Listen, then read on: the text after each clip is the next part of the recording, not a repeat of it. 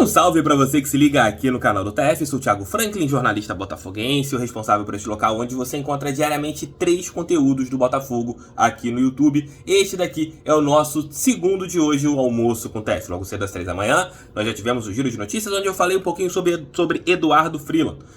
Os acertos, os erros, o que o gerente de futebol, o diretor de futebol, perdão, do Botafogo fez de certo, fez de errado, se tem que ser demitido, se não tem que ser demitido. Na minha opinião, não tem que ser demitido. Freeland é uma função muito mais gerencial do que, claro, a função ali do Chamusca, né, que hoje faz um trabalho muito ruim. O Freeland tem alguns erros, tem alguns acertos, tem uma situação financeira complicada dentro do Botafogo, mas precisa ser também questionado, precisa ser cobrado em alguns momentos, porque, claro, todo trabalho, quando não é bom, e o trabalho inicial do departamento de futebol do Botafogo não é bom pelos resultados, ele também tem que ser lembrado. Nesse nosso almoço com o TF, quero falar um pouquinho sobre 2 temas. O primeiro, o site torcedores.com disse que o Nicolas Bland, que foi um jogador que em 2019 quase acertou com o Botafogo, eu lembro disso até hoje, teve um joguinho do Botafogo ali, pelo Campeonato Brasileiro, se não me engano, contra o Atlético Mineiro, não lembro.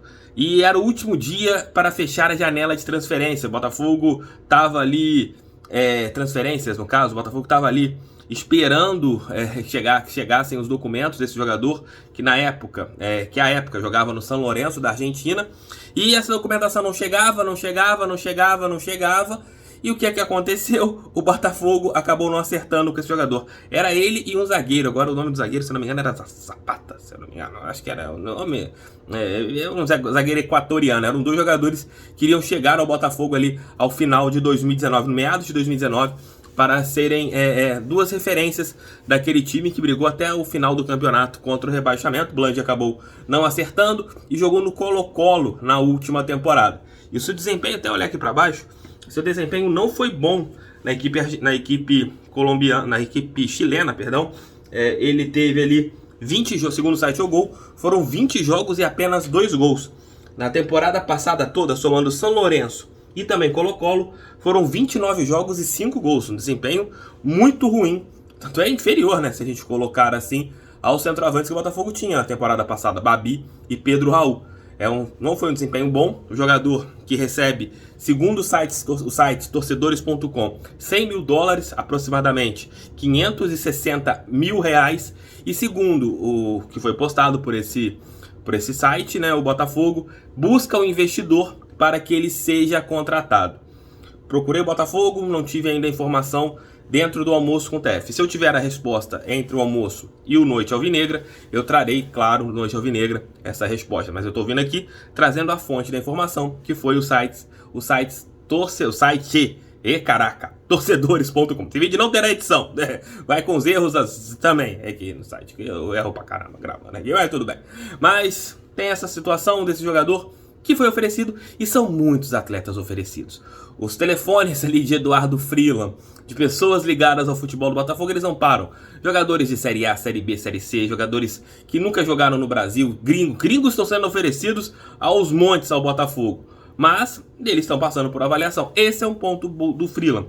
Não tem contratado jogadores desconhecidos, né? Não quer cair no risco ali de erros de barrandeguis da vida, né? Só pra gente ter uma noção. É isso, quero saber de vocês. Vale a pena pagar isso aí no nosso bravo jogador Bland? Será que ele aceitaria ganhar 100 mil reais? Difícil, né? Mas aí, segundo o site torcedores.com, o Bland foi oferecido. Peço que você deixe seu like, deixe sua inscrição aqui no canal, fortaleça aí, mande seus grupos do WhatsApp. Outro tema é Matheus Nascimento. Falar em centroavante, o Botafogo tem um problema no seu elenco, tem uma carência. Depois da saída de Matheus Babi, o Botafogo só tem 2 meninos. Babi também era um menino, né? Mas o Botafogo só tem 2 jogadores jovens ali. No caso, Rafael Navarro e Matheus Nascimento. Navarro é titular, porém machucou contra o Voltaço e não atuou na partida contra o Motoclube pela Copa do Brasil e nem ontem contra o Fluminense no Maracanã. E Matheus Nascimento, joia do Botafogo, 17 anos recém-completados, ele tem sido foi titular nessas 2 últimas partidas. E as críticas começaram ao menino, a joia botafoguense. E isso não é bom. Não é bom, primeiro, porque tem que ver como o Matheus vai lidar com apenas 17 anos, sendo pressionado como está sendo.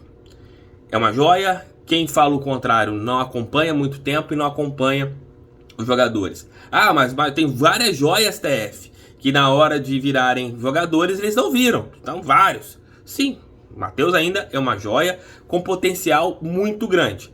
Se ele vai virar jogador ou não, amigos, isso é com o tempo. Mas você julgar, como tem vários torcedores julgando, falando que o Matheus não é isso tudo, e olha lá, não é nada, joga nada, não consegue atuar, tá tomando panquinha, ontem jogou nada contra o Fluminense. Realmente, ontem a partida do Matheus foi muito ruim. Mas o momento do Botafogo, você não ter um centroavante experiente, você jogar toda a responsabilidade em cima de uma joia, é complicado. Lembro muito bem, vou colocar um extra série, que esse é craque, jogador de seleção brasileira, um dos melhores do mundo, Neymar Júnior. O Neymar, ele começou a jogar pelo Santos em 2009, no Campeonato Brasileiro daquele ano. Tinha 17 anos, 17 para 18, foi o primeiro ano do Neymar como profissional no Santos. Acabou marcando um gol no Campeonato Paulista e depois começou a atuar com mais frequência no Campeonato Brasileiro. Ainda como reserva, ele atuava em poucas partidas daquela competição. Neymar virou titular no Paulistão de 2010, ali já com 17 para 18 anos. Foi o primeiro ano em que Neymar Júnior realmente foi titular do Santos, ali começou a sua trajetória futebolística. Neymar foi entrando aos poucos e tinha um time muito correto, perto ali. No auge do Santos, você tinha uma equipe com Robinho, Elano, vários jogadores experientes e um time comandado pelo Dorival Júnior, que isso fez com que a joia pudesse virar estrela. O Matheus Nascimento não tem isso. Está há 2 temporadas no Botafogo com o time todo remendado. Com um time ainda que não tem padrão de jogo, com um time que ainda não tem jogadores à sua altura.